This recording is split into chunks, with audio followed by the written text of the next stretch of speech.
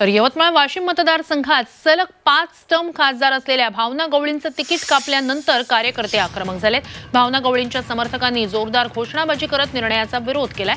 यवतमाळमध्ये अनोळखी उमेदवाराला आयात करत असाल तर परिणाम भोगावे लागतील असा पवित्राच गवळी समर्थकांनी घेतलाय। तर वाशिममध्ये पार्सल उमेदवार नहीं चलेगा अशी घोषणाबाजी करण्यात आली आहे। मुख्यमंत्री एकनाथ शिंदे भावना गवळींवर अन्याय करणार नाहीत असा विश्वास यावेळी व्यक्त करण्यात आला।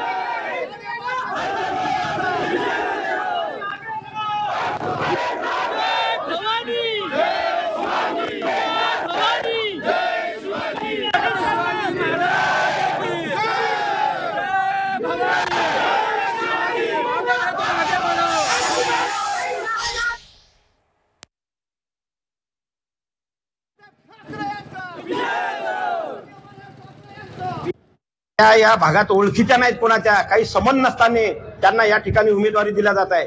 त्यांचा कोणता सर्वे या भागामध्ये झाला आणि कोणता सर्वे खासदार भावनाताईंसाठी यांनी लावला की त्या निवडून येत नाहीत, आणि ज्यांचं डिपॉझिट गोल झालं यांना कोणता सर्वे लावला की त्या या ठिकाणी निवडून येतात। हा अतिशय खासदार भावनाताई गवळी यांच्यावर अन्याय आहे, हा आमच्या सर्व कार्यकर्त्यांवर अन्याय आहे।